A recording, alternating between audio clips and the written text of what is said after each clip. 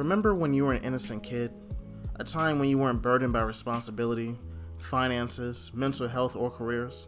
A time when your life goals were just cleaning your room and getting good grades, when things were a lot simpler. And if you're like me, video games were a huge part during that time and still is today, as a means to keep that precious part of my childhood with me. And more importantly, it's escapism, taking a break from the tough reality we call the daily grind. But I can't say the same for this game though, cause holy shit, the story literally starts off with us owing taxes to the government. I represent the Royal Duchy of Slacktide, which has recently annexed the territory surrounding and including this tide pool. I'm here to inform you that you have outstanding taxes that date back in upwards of 10 tides. If you are presently unable to pay this balance, the duchy will claim you home until you... Hold on, I've got some questions. First of all, what's a duchy? Also, taxes? Now, as someone who's constantly scared of the IRS knocking on his front door, this hit me on a personal level and brought me back to reality before grabbing the controller. With that being said, this was mere foreshadowing of this game's direction. You see, Another Crap's Treasure is a soulslike, but you wouldn't think so given its bright cartoony appearance. Most games of this genre start off depressing or apocalyptic, often showing a world brought to ruin and the inhabitants on the verge of extinction, clinging onto a hope that isn't there. And this game has those moments, but for the most part it's very lighthearted. And we'll go into the darker elements later on in the video. One of the things I don't usually cover are the graphics, because in this day and age, good graphics are pretty much a standard at this point. And just like asking your girlfriend where she wants to eat, it's pointless to talk about.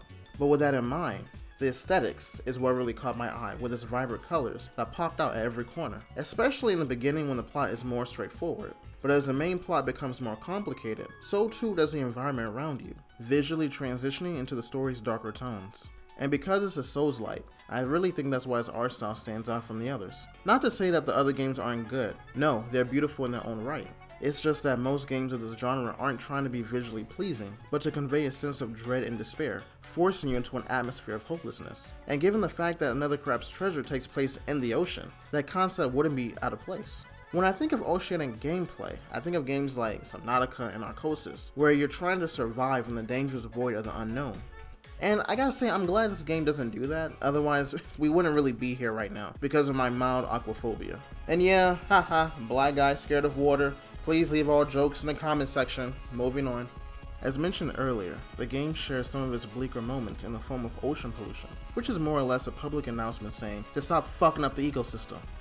You see, there's this mysterious gunk spreading and affecting the minds of its inhabitants, causing them to go mad and violent. And with all the trash you come across, it's easy to put two and two together, to come to the conclusion that perhaps the worst enemy of all, man.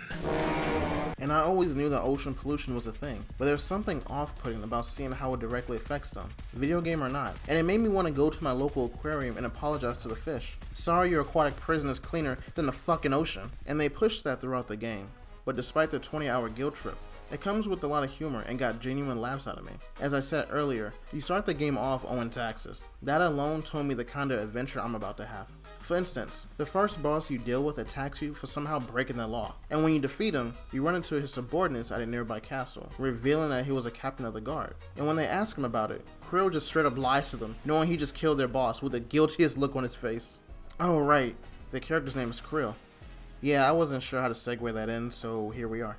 Anyway, another moment that really stuck out was during this boss fight surrounded by nothing but garbage, where she used various items to attack you. And at some point, she pulls out a vibrator, stating she had no idea how to use it. And while my inner pervert can think of a few uses, the game is full of that kind of humor, along with many references to other games and TV shows. And it was fun finding those references, some harder than others, but still added that extra layer of charm that doesn't take anything away from it, but would probably encourage players to try out those games later on. You know what this game reminds me of? Going Under, a roguelike where you play as an unpaid intern trying to climb the corporate ladder, and that's when... Wait a minute. Oh shit, they made this game too? Like any other Souls-inspired game, Another Crap's Treasure can get pretty hard, but it never gets to the point where you're about to punch the nearest toddler. And if you play other Souls games, you know exactly what I'm talking about. You can think of it as baby's first Souls game.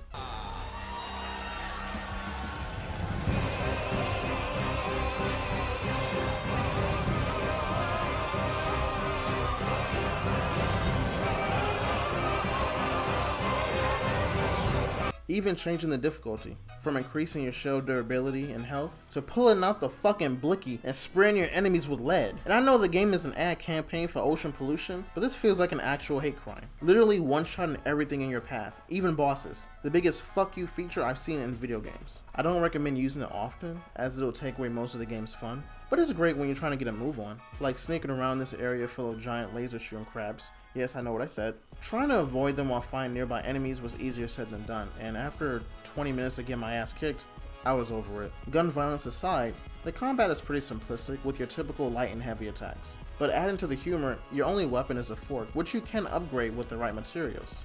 You know, I gotta say, I don't really like this trend of having to use the same weapon throughout the entire game. Sekiro, Hollow Knight, Stellar Blade, and now this game. And that sucks because their previous game Going Under allowed you to use various weapons. They were office supplies, but it kept the combat interesting. Not to say that this game's combat was lackluster. No, just a very noticeable difference. But it does make up for it in the various shells you collect throughout the game. As a hermit crab, the shells are used as shields, but each of them come with their own special abilities that can turn the tide of battle. Hey, you get it? Turn the tide of battle? Because you're in the ocean? Ocean tides? No? Anyway, different shells give you different abilities, from status buffs to powerful attacks. And to top it off, you soon gain access to Amami abilities, magic-based heavy hitters that you get from certain bosses. These many abilities make the combat pretty fun and engaging for the most part, once I learn how to play the game right. Cause no joke, during the first hour or two, I was getting my ass wrecked, no diddy.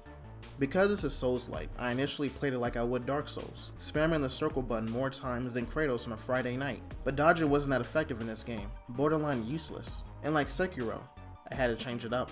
So after some much needed reflection and meditation, and looking inward, I realized that I'm a fucking hermit crab. And what do? They hide in their shells for protection. And no joke, once I started doing that, the enemies fell victim to my forked blade. One by one, they painted the ocean red until there was nothing left. Of course, the game still had its challenges in the boss fights, which were fun, but nothing to write home about. Another thing that took some time getting used to was the platforming, which wasn't bad. In fact, it controlled pretty well, especially compared to other Souls games, where platforming could get pretty stiff and awkward. But for some reason, I found myself overshooting my jumps during some of those precise platforming sections. It felt like Kril carried a lot of momentum with him, and I don't know if that was intentional because he's in the ocean, or it was just a coincidence. Either way, it forced me into the dark abyss way too many times and gave me anxiety during those leaps of faith. On a brighter note, I really enjoy the open-ended level design, where you could pretty much move in any direction, bringing a real sense of adventure, as opposed to being relegated to a fixed pathway that comes with traditional Souls-like design. But like Elden Ring, it becomes much more linear during the endgame, which makes sense because of how plot-heavy it gets by then. And with typical Souls fashion, you get shortcuts in every area. Problem is, it's a bitch and a half to find them when you die, and I think it's the open area design that makes it hard to find them. That, or I just have a 30-second memory. Kinda hard to tell. Luckily, the map showed me where my souls were whenever I came back from the watery grave. And that's pretty much the map's highlight because you can't do anything else with it. You can't zoom in or zoom out or add markers for later exploration. It wasn't a big deal since I didn't use it often, but only because of how useless it was. It served no real purpose. Just a glorified picture at the end of the day. But after all that, can I recommend this game? Is it a dud or a diamond? Does Another Crab's Treasure sink or swim? He said it! He said it! Yeah, no, this is a pretty good game. The colorful cartoony art style and humor paired with the simplistic combat brings a level of charisma that other Souls games don't have, and I would really love to play a sequel. Whether you're a newcomer wanting to break into the Souls genre, or a veteran taking a break from Miyazaki's twisted fantasies, Another Crab's Treasure is a pretty solid game that most people would enjoy. As always guys, I thank you so much for watching. If you liked the video, please feel free to like and subscribe for more content. And if there are any games you'd like me to review, let me know in the comment section. Until then, take care and pay your taxes.